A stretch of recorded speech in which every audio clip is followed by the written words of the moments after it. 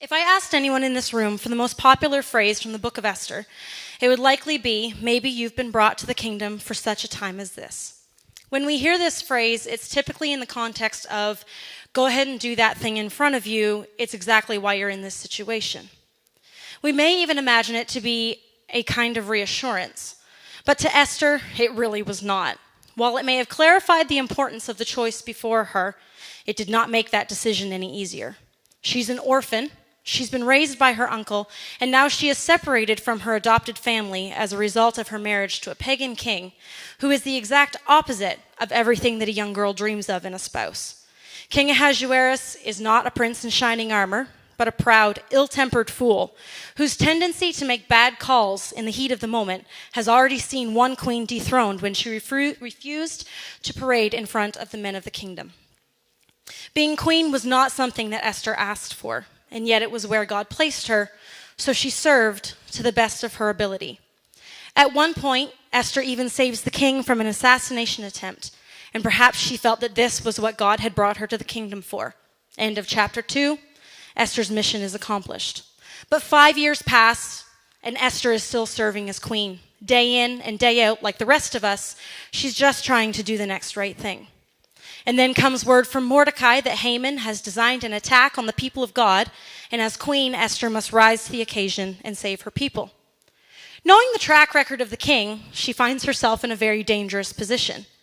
To appear before the king without summons, by law, was certain death unless granted divine favor by the raising of the scepter. Mordecai tells her that not only is this her moment, but hiding behind her position as queen will not save her. He reminds her that God has been faithful to her in the palace, and Esther must now choose if she's going to be faithful to God at such a time as this. Because we have the benefit of the whole story, we can say that choosing to walk into that throne room was definitely an easy choice. But it really wasn't. For Esther, it was 3 days of prayer and fasting before she surrendered her crown and chose to lay her life on the line to meet the needs of her community. I can imagine that her hands were sweaty and her knees shook and her heart pounded in her ears as she stepped into the throne room. As she faced her life's defining moment, she'd probably never felt smaller or more insignificant. But she knows that her divinely appointed role was never to be queen of Persia, but servant of God and his people. Each of us envision our pinnacle moment as the one that exalts us to a position and fulfills the calling that we believe we have. But the truth is, we are called to serve. In Matthew 23, Jesus warns about following the examples of Pharisees who preach but do not practice, and those whose words are right but their works are not, and those who require service of others but will not serve themselves.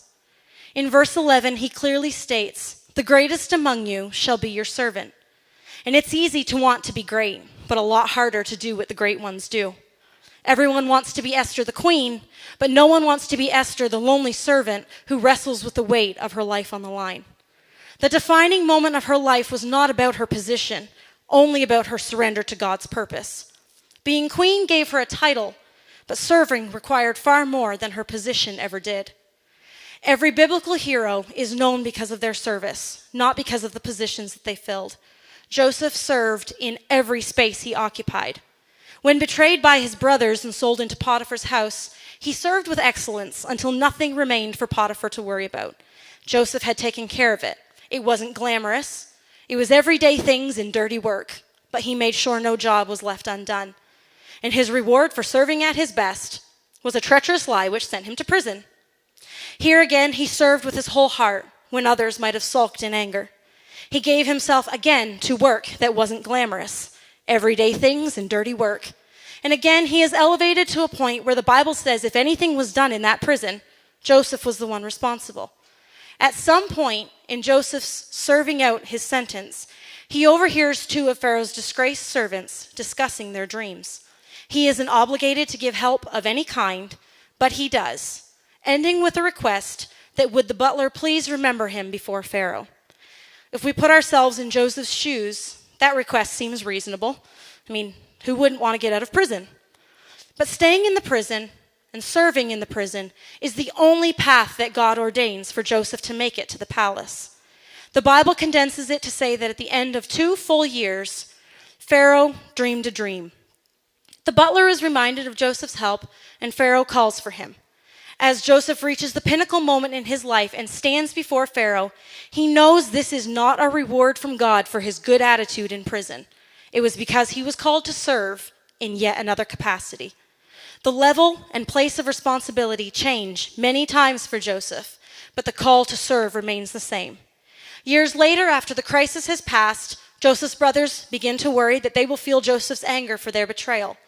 And his response is, "You don't have anything to fear from me, because what you meant for evil, God meant for good. He took my service and used it to save others." Your greatest calling is not to a position, but to servanthood. You will not stand before God and be told, "Well done," for any position you held or applause you gained. Instead, he's going to say, "Well done, good and faithful servant." Your moment will not be about you. It will be about meeting the needs of the broken communities that you live in. Speak to the cashier and obey the voice that tells you to teach the Bible study. Leave behind the fear of being embarrassed and step out in faith to serve those who need to meet your Jesus. Take the whole gospel to your whole world, and in serving, you will find yourself fulfilled and operating in the calling you were created to carry.